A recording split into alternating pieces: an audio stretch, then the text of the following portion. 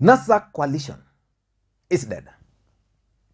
Stephen Kalonzo Musyoka, who was Raila Odinga's running mate in the last election, yesterday led the Wiper Democratic Party in officially ditching the NASA coalition. You also remember that after the handshake, the ODM party also announced to the world that NASA was dead. And at some point, even Musalia Mudavadi and Moses Wetangula announced the death of NASA. According to the coalition agreement, as long as majority party agrees to dissolve it, then that was going to mark the end of NASA. For a very long time, Kalonzo Musyoka, Wiper, and Raila Odinga were still holding into the hope that NASA can be revived. So yesterday, Kalonzo Musyoka ditched NASA. What does that move mean for Raila Odinga, for President Uhuru Kenyatta, who was trying to unite the NASA core principles? What does it mean for One Kenya Alliance? I want us to go into all those details. But before we do that, if you're watching this channel for the first time, I want you to take a second or two and click the subscribe button so that next time we produce a video like this, YouTube will automatically notify you. And to the subscribers, I want to continue. Thank you guys for your continued support. I really value the support you give to this channel. I know I have a gang, they call themselves Lee Gang, who are always ready. Anytime I post a video, they share, they click. I want to appreciate you guys all. Now let us get back to business. NASA is dead. Of course, it died after the last election. But after Kalonzo Musyoka officially ditching it, I now believe NASA is dead. What does that mean alone? The move by Kalonzo Musyoka yesterday. It means four things. Number one, President Uhuru Kenyatta, who has been trying so hard to unite the NASA core principles, to make one of them the president by supporting one of them, will have to go back to the drawing board. Because now, whenever he will be going out there, he won't challenge the NASA principles to unite, because that NASA alone is no longer there. So the president will have to go back to the drawing board. Whether he's going to reunite them using another coalition, but not under NASA. That's the first thing. Number two, it also means that Raila Odinga has successfully been isolated. The idea behind isolating Raila Odinga is simple. Someone is keen on weakening Raila Odinga when it comes to negotiations. NASA had four principles. There was Raila, there was Kalonzo, there was Weta, and there was Mudavadi. These other three gentlemen are working together and speaking in one voice. What that means, therefore, is that Raila Odinga is isolated. So when there will be a meeting of NASA, for example, to negotiate, if the president will be trying to reunite them, then it means these three gentlemen can speak with one voice, and Raila Odinga would be isolated. And that can actually explain why Raila Odinga was doing everything possible to retain Kalonzo Musyoka, to an extent that even the political party's funds were shared yesterday. So that's the second thing. The third meaning is that the One Kenya Alliance movement is probably keen on becoming a third force in this country. So I'm looking at a situation where someone somewhere has sat and realized that if Kalonzo and Mudavadi were to remain with Raila Odinga, probably their supporters, there are some of their supporters who would not want to vote for Raila Odinga again. So these supporters would easily go and vote for William Samoei Ruto. And because these guys are not keen on that, what they're trying to do now is to create a third force, so that you retain NASA, Raila Odinga, with this bloc, and then NASA also with their bloc, so that when we go to the election, then a rerun is going to be occasioned. Because none, as long as we have those three formations, none of them is going to get the 50+1% vote. So someone is preparing this thing for a rerun. Number 4, the other thing it means is that we are likely to witness the formation of a new alliance. And that's how politics is played. You hate NASA, you don't want NASA. What happens? You come up with the One Kenya Alliance movement. They move around. Raila Odinga is also crafting his here. They'll be campaigning towards some end there. These guys will agree to join a coalition agreement. And that's why Kalonzo Musyoka was saying that they are killing NASA. But ODM party will be free to join them. The question you ask yourself with that statement is that we had NASA. Then why should they leave NASA to form One Kenya Alliance and then ask Raila Odinga to join them there? The option would have been for them to remain in NASA and convince someone like maybe Gideon Moi to come and join. Sijui kama tunaelewana up to that point. But NASA as a coalition was actually bound to collapse. It was bound to collapse because of these 5 reasons. Number 1, Raila Odinga swearing in. You know, when NASA coalition announced that they were going to swear in Raila Odinga as the people's president, the entire country, especially those who are supporting NASA or Raila Odinga presidential bid, were really excited because Jubilee had stolen their victory according to them, and now they just wanted to remain with the people's president. So a date was fixed for the swearing in. On that date, Kalonzo never appeared, Mudavadi never appeared anywhere, Weta never appeared anywhere. So at the end of the day, Raila Odinga was sworn in minus his core principles.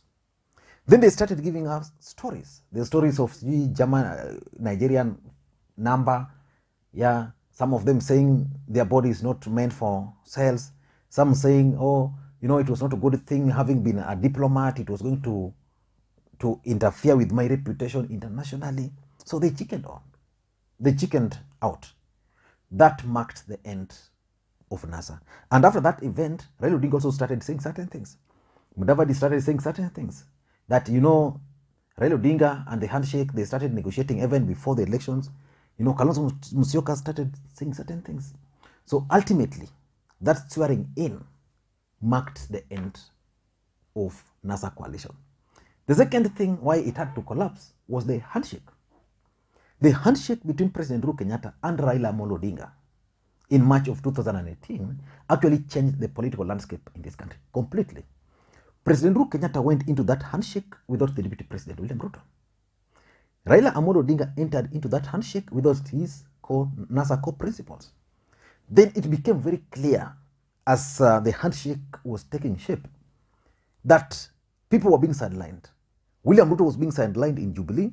The NASA core principles were also being sidelined on this other side. So Raila Odinga just used to go push on with the handshake alone. Because of that mistrust, these guys wanted just to be part of the handshake. But the question is, if they wanted to be the part of the handshake, then Raila Odinga allowed them, then it would mean that Uhuru Kenyatta was also going to come with his partner, William Ruto. And that's something they didn't want. So the handshake caused the NASA coalition to collapse. Number 3 is 2022 political interest. Let's face it, politics is about interest, and not just interest, personal interest. Musalia Mudavadi, Kalonzo Musyoka, Moses Wetangula are all politicians. For them to support you or agree to support you, then their interest must be catered for. And that interest should not be threatened in any way. Musalia Mudavadi contested in 2013. He lost. In 2017, he made a comeback. Now, in 2022, Musalia Mudavadi believes that he's the right guy for the presidency, the safe pair of hands, the guy who can change the economy of the country. He believes so. His supporters also believe that Musalia Mudavadi is the guy, the right guy. And because they've made him to believe that, there is no way he can forfeit his bid. Because as long as Raila Odinga is in NASA, as long as Kalonzo Musyoka is in NASA, don't be cheated that Musalia Mudavadi can easily rise to be chosen as the presidential candidate. He knows that. Because of those interests. You go to Kalonzo Musyoka.